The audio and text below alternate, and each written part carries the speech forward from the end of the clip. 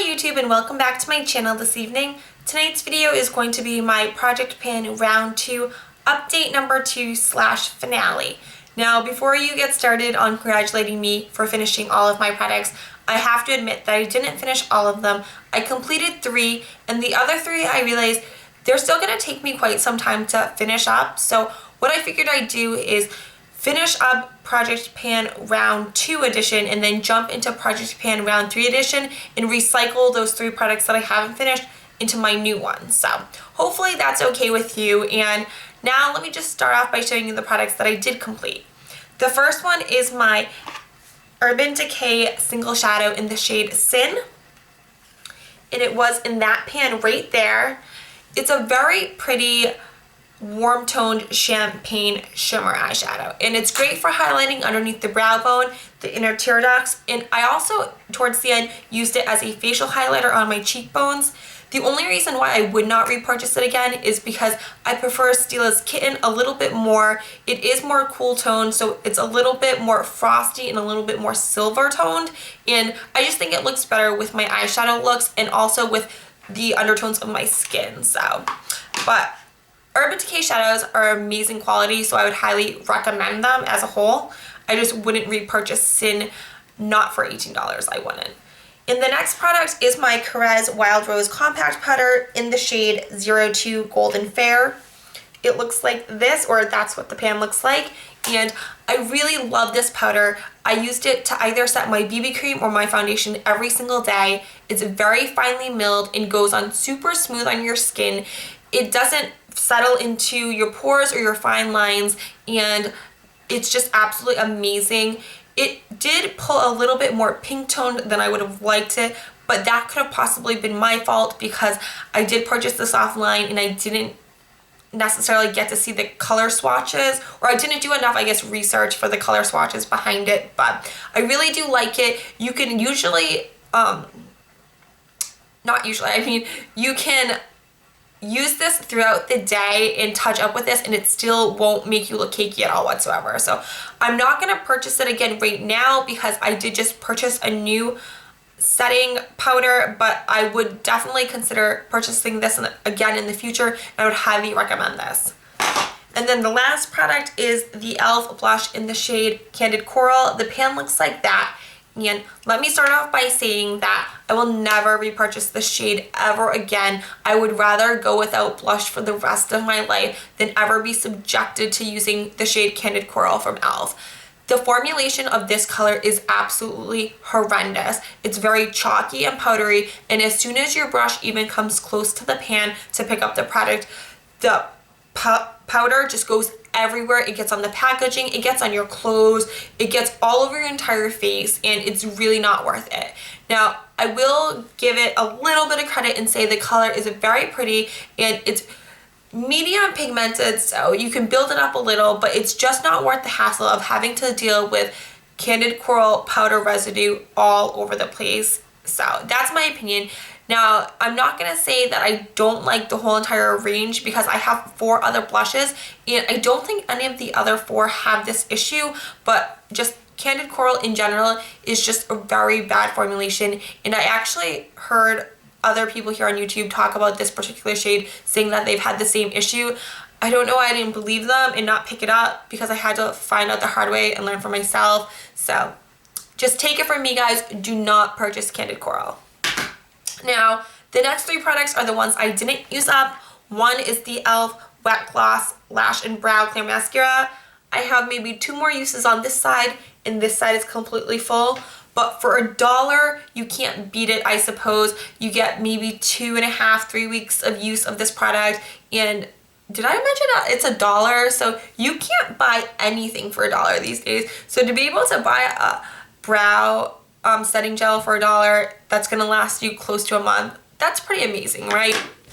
And the next product is the e.l.f. Eyebrow Kit in the shade Medium. This is the, I guess, Willy Wonka and the Chocolate Factory gobstopper never-ending product in my whole entire makeup collection. I've definitely noticed that the pan's getting a little bit larger on the powder side, and I have gone back to using the wax side again, but I have a funny feeling that this is going to be the product that takes the longest out of even the new ones I'm adding into my Project Pan Round 3 edition. This is definitely gonna be like the longest one because it just doesn't want to go away. And then the last product from my second edition is the Revlon Age Defying with DNA Advantage Concealer.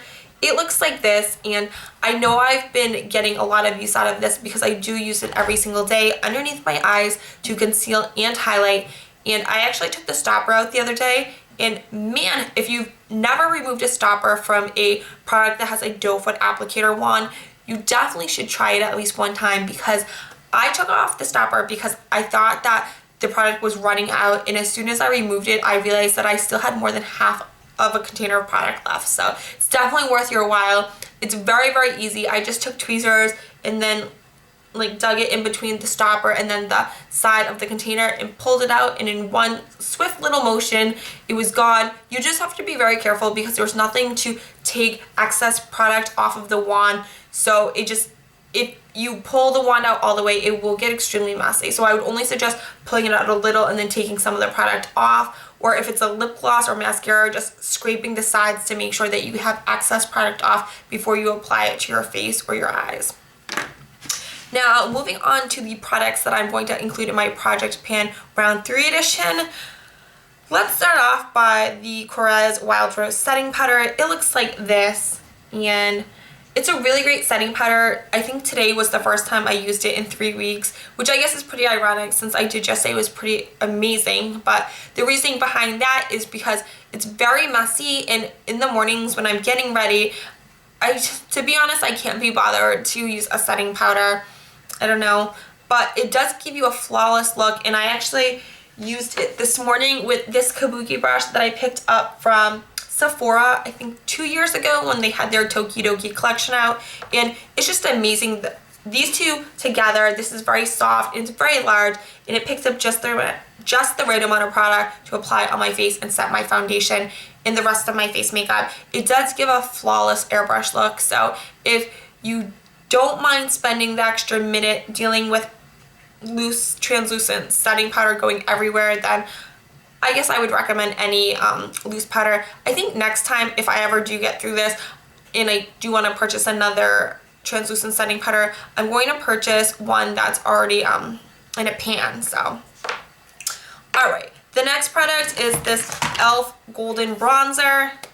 It just looks like this, and I picked this up the other day because I wanted to pick up enough products to do a full face drugstore tutorial, and I realized that I didn't have any drugstore bronzers, so I went to Target and I wanted to pick up the NYC Sunny Bronzer, but they were completely out. So I ended up picking this e.l.f. Golden Bronzer up because I thought it would be pretty comparable considering it's a lower end drugstore bronzer, and then NYC's on the lower end drugstore bronzer. Price wise, not quality wise, but it's just on the super affordable side, and I picked this one up instead, except when I got home and opened it, I realized for my skin tone, it's just not going to work as a bronzer. It might be able to warm up a little bit of my complexion, but definitely not anything that I'd be able to contour with. It's just too light, and I feel like it's just a little bit too shimmery, so I will test it out and let you guys know how it works. But either way, if it's too shimmery and too light, I'm just going to use it as a contour shade, and hopefully it works like that. So the next product is my MAC Studio Fix in the shade NC40, and it looks like this. Now this is a full coverage powdered foundation, and I absolutely love MAC foundations. Their Liquid Studio Fix is my favorite holy grail high-end foundation, which you guys have to know by now is, I guess to me that means that it's an amazing foundation, because there are so many higher end foundations out there that people rave and rant about. But I'd have to say, not necessarily the powdered one, but the liquid one is my absolute favorite. It's a flawless, and it's just, I've never had issues. It has never broken me out in any way, shape, or form. They have a huge color selection, so I can always perfectly match my yellow undertones, and it's, I believe, I want to say $28, and then I want to say the pump is an additional I want to say $8 or $9, but it lasts for like 2 months for me, and I don't know if that's a lot or a little time, but I do wear foundation every single day, so I think 2 months for one bottle is pretty good in my opinion. And this powdered one is just, it gives the same amount of full coverage, and it's just very convenient if I'm traveling or if I'm going anywhere, because you don't have to worry necessarily as much with powdered foundations about blending to make sure that everything goes on, you know, flawlessly. But I feel like with liquid foundations you need a little bit more time to pump it out, apply it to your face, blend it out with a brush and everything. And powdered ones, I just take a big fluffy brush. Usually I use the Samantha Chapman powder brush, and I just take these two. As you can tell, this is dirty, but I'm not apologizing for my dirty brushes because I use them every day, and then I apply it to my face. So, and then the next product is my MAC Mineralized Skin Finish in the shade Medium Dark. It looks like this, and I'm still on the fence about this. The jury is still out. I can't necessarily tell you guys that I recommend going out and paying, I think it's either $25 or $30 for this MSF. But for some reason, I guess the fear of not having it in my collection is the reasoning behind why I go out and repurchase this every time I run out. But it's good. Like, I will say it's definitely a good product, not necessarily worth the price point, but I'm just weird like that, and if I run out of it, then I have to go out and repurchase it, or else I just sit at home and think about it. Well, not all day, every day think about it, but when I'm doing my makeup, I think about, oh, I can't wait till I can go back to Nordstrom and repurchase this product, even though it's really not even one of, like, you know, my holy grail products. So, but it is new, and I picked it up in medium dark. Before I had medium deep. Medium deep, when I went back to repurchase this, was a little bit too dark for my skin tone since it is winter and everything. So I picked up medium dark, and I will let you guys know. Maybe I can officially form an opinion about this product after using this whole container up. So, and then the last couple products are all eye products. The first one is the Anastasia Beverly Hills Lash Genius, and this is just a travel size one. And what you're supposed to do with this is it has a mascara wand. I should probably put down all the other products. There we go.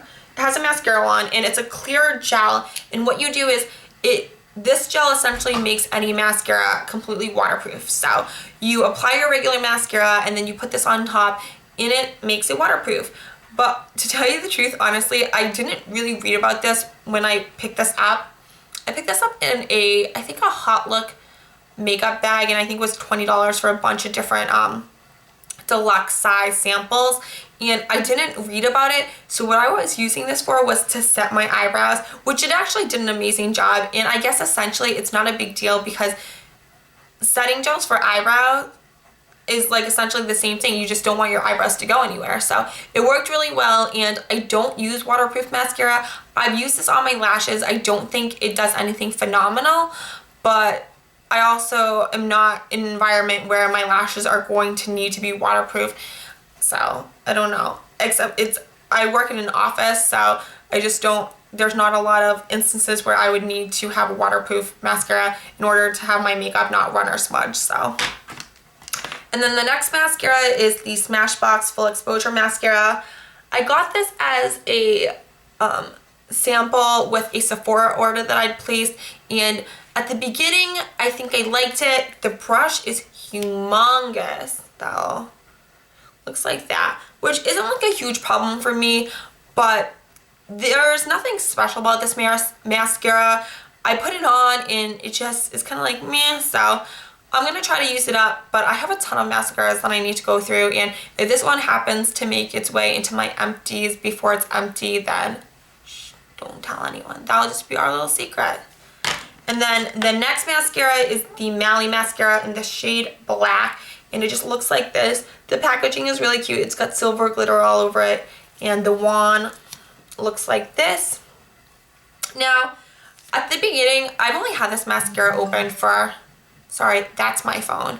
I have only had this mascara open for a couple weeks, and at the beginning I absolutely loved it. I think it did an amazing job for my eyelashes, and I couldn't stop raving about it, thinking like I've never tried a Mally mascara before, but I was like, this has seemed very similar to the Bare Minerals Volume Mascara, which I really, really like.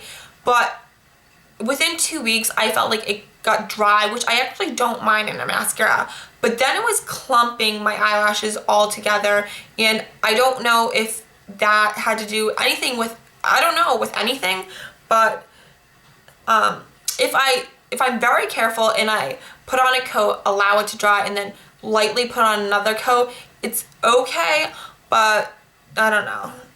I don't think it's worth the money. I received this as a birthday gift with a Mally eyeshadow palette and then a Mally liquid lipstick, but I don't think I would go out and repurchase, or I don't think I would actually go out and purchase the full size, like individually. I don't think it's worth it. And then the last two products are these little tiny baby eyeliners. This one is a Clinique one, and this one is a Maybelline one. The Clinique one is the one I'm wearing right now, and I'm sure you guys can tell that it's smudged on my lower lash line, but that's because I've had my makeup on since 7 o'clock this morning, and it is now 10:06, so I've had it on for way too long, and I guess I can't, like, you know, hold it against him that he started smudging, you know, 14 and a half hours after I've applied it. So now this one, on the other hand, is a Maybelline one, and I can't even remember the name, and I've sharpened it so much all I can see is the word smoky black on it. But this one transfers all over the place. As soon as I put it on, it looks amazing, and then maybe 2 hours into it, it transfers onto my lashes, it transfers onto my lower lash line, it transfers on the inner corners of my tear ducts. I would really like to apologize for my phone. I don't know why all of a sudden it's deciding to go off like crazy, but yes, this eyeliner goes here, it goes here, it goes here. I'm surprised it just doesn't go all over my entire face, but I'm almost done with it. Not as close as this one. This one's going to be pretty much over with in maybe a couple weeks, but I do want to use this up because I guess it's like I don't know, it's just being so stubborn, and I dislike it so much at this point. Okay, that's a lie, because I do use this when I go out on the weekends or out at night when I'm only going to have my makeup on for a couple hours before I come home and take it off.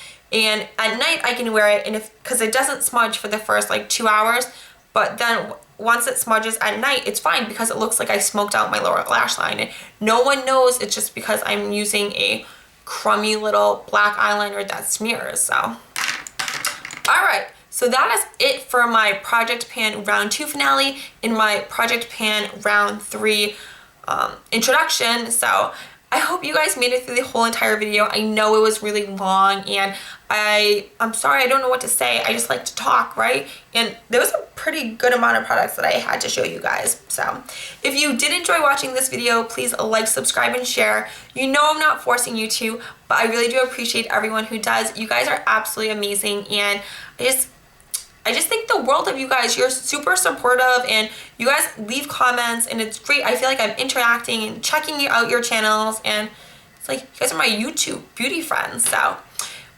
if you have any comments or suggestions for future videos, leave them down below. If you want me to check out your channel because you're doing a Project Pan or a Pan That Challenge or an empties or just any video in general, leave that down below because I love checking your channels out.